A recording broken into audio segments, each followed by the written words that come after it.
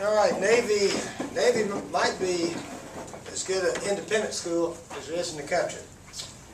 They won 10 and 9 and 8 the last 3 years.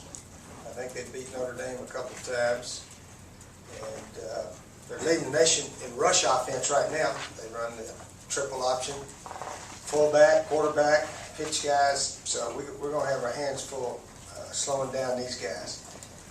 Their coach had done an unbelievable job, 29 and 14 in his 3 years and so forth there. And they're 2-0 this year, and they just play well. They play very well. They don't beat themselves, and they know how to run the ball. Their coach followed Paul Johnson, who went to Georgia Tech, and obviously kept the same style of offense and defense pretty much there. So hopefully we can play better. We haven't played our best yet by any means, and we're trying to coach as hard as we can. I hadn't coached our guys very well yet, so I'm trying to do a better job trying to get some pass defense out there and trying to get some pass offense out there. We haven't been very good in those areas. So we've got a lot to work on, and hopefully we'll play one of our best games, and we'll probably need to do that to beat Navy here this week. 6 o'clock game. I want to say thanks to our fans, all of them that were at our last game. We had a big throng there in Athens, and fortunately, as it ended up, they were the last ones to leave. It's always good when our fans are the last to leave wherever we go. So we appreciate their support there last week. Okay, other than that, most all of our guys are healthy. Sean Carson hurt his knee. He's probably going to miss this season. Just talked to him a few minutes ago, and we'll try to redshirt him, and that'll give him 4 more years to play here. But he's an outstanding runner with the ball, and really going to be, I think, a really great tailback for us here in South Carolina. That will separate him a year from Marcus, and maybe give him a little bit more opportunities down the road. But that was a very unfortunate injury that happened during the game. I think that was about our only one. So everybody else is in pretty good shape. Okay, any questions? Glenn? Coach, it's been 6 full games now since you guys played one here at Williams-Brice. Talk about what that can do for the confidence of this team, especially after 2 very tough victories to start the season. Right, we haven't been here in a while, but that's just the way the schedule worked out. We had our last one at Clemson last year, and then of course the bowl game, championship game, and so forth, and then we opened up away this year. And but that's just the way it worked out. But yeah, we're anxious to get home here, and anxious to play in front of our crowd. It's always a big night when we have a home game, so forth.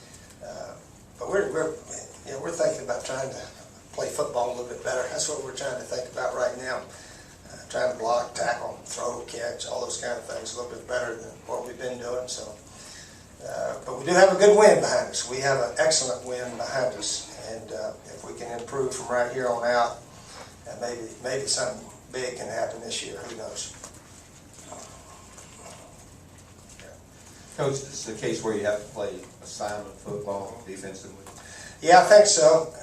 I talked to our defensive coaches the other day, and of course we've been watching these other teams that run it and how they defend a team when they play, like Georgia Tech on defense against these teams. Army, Navy, I think that's our best game because both teams run the same offense and how they defend each other.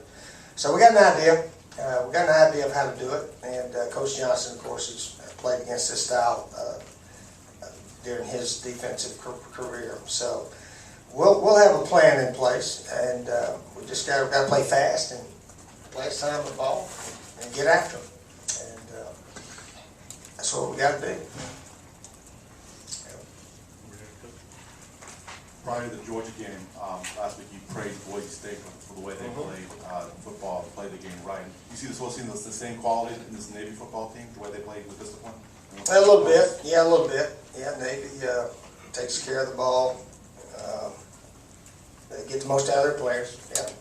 Yeah, I would say they're very well coached, and they do an excellent job with the players they have there. In fact, Navy is, I read where they're 500 against SEC opponents in the last 40 years, whatever, how many years it's been, but they're 9-2, I think, overall against SEC opponents. Yeah.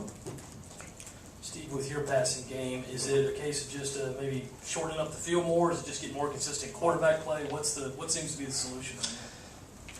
Oh, the solution is we're just not throwing some completions, and Georgia has some good coverages on. We had a couple of plays where really there was nowhere to throw it. Stephen did a good job throwing it away. He really did. Had a few plays on the sideline. We threw a little wide, but other than that, Georgia played well defensively, and they stuffed us up pretty good.